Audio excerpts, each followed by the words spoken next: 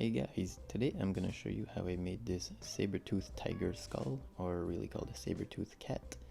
I'm gonna show you exactly what I did, what to do, and especially what not to do.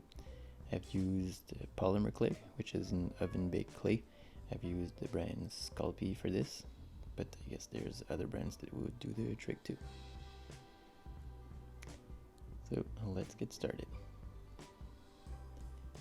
The first thing I did was just find some pictures off the internet, try to get all the different angles that I could find and base my sculpting on those.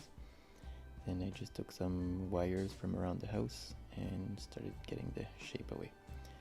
So here is where I did the first mistake.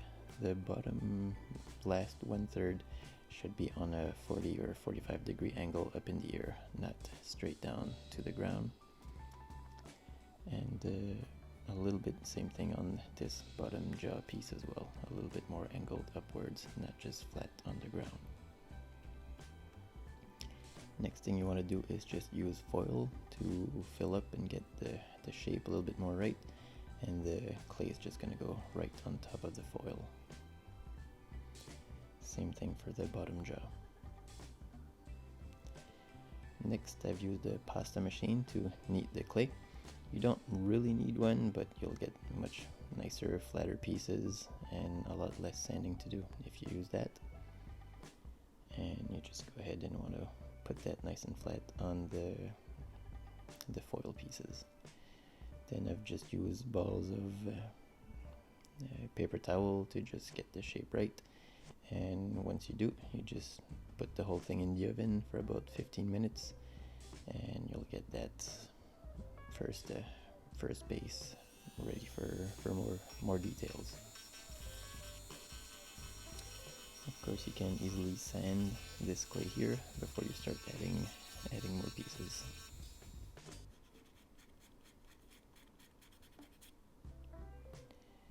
And really, you can add some, bake it, add some, bake it as many times as you want, as long as you don't put it longer in the oven than the instructions say.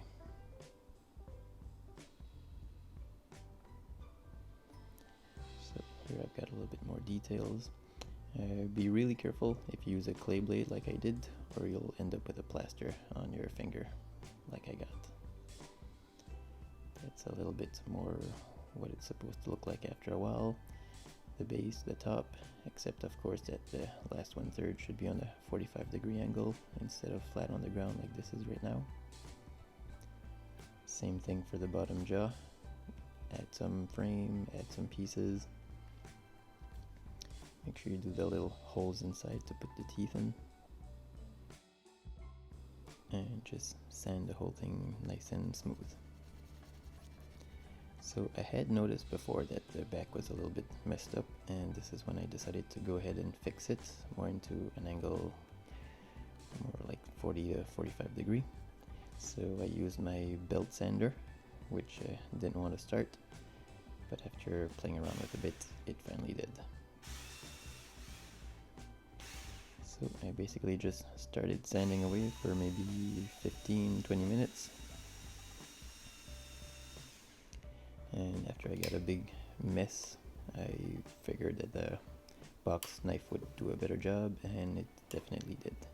Just took about a minute instead of 20 minutes, and no mess. So after playing around with the angles a little bit, I removed the bottom 1/3 and got my angles right. And then I just added the bottom 1/3 again, put some clay back in place, but just in the right angle this time, and baked the whole thing. Next thing was the teeth. So I spent a lot of time trying to make them look as realistic as possible. I wanted to make sure that you could see the root of the teeth, not just the crown. Same thing for the bottom piece. And of course the holes where you're gonna put the incisors. So the incisors are really easy to make. You just take a little ball of clay, roll it up, get your shape right, and if the teeth or the tooth is a little bit too big, you just take off some of the clay and just restart it again, because it only takes about 20 seconds to actually get the shape of a tooth done. And once you have it right, same thing, put it in the oven and just use some sandpaper to get your dimensions a little bit better and a nicer surface.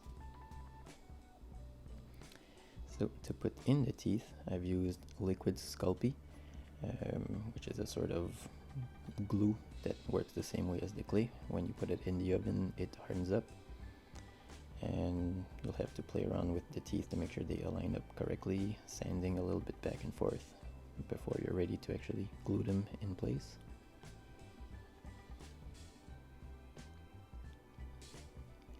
And next thing is the stand. So this took a little bit of back and forth as well.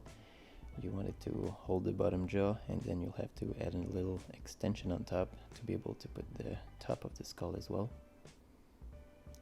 And you'll need to add some clay, a little bit. You see at the bottom part between the jaw and the stand, you don't really want to see any gaps between the two.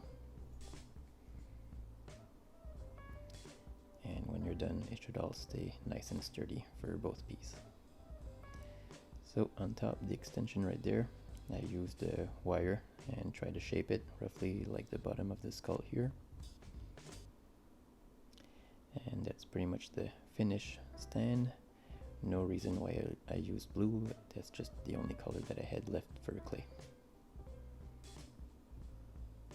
Next are the big canine teeth. I wanted those to be removable, so I used a little magnet to put them on and off. And just paint the whole thing. So I used an airbrush paint, but you could just use any paintbrush if you wanted to. Just be careful to use thin coats so you don't have any big brush marks everywhere. And last thing, you just want to add some wear to them, so a darker color on the teeth root and just any nicks and cracks to make it look more realistic and aged. Now the only thing left to do is just assemble the whole thing on the stand. So bottom jaw, top skull, the teeth, and everything staying pretty sturdy like how it should.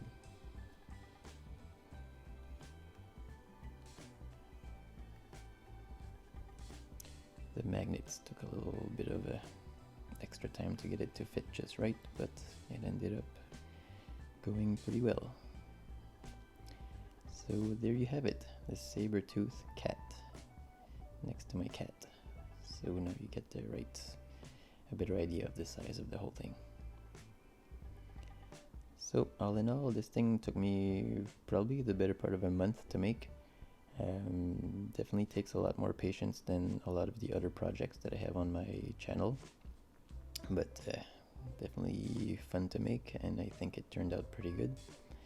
So I really hope you like this tutorial, and if you want, don't hesitate to click like and subscribe, and I'll see you guys in the next video that I make. Thank you.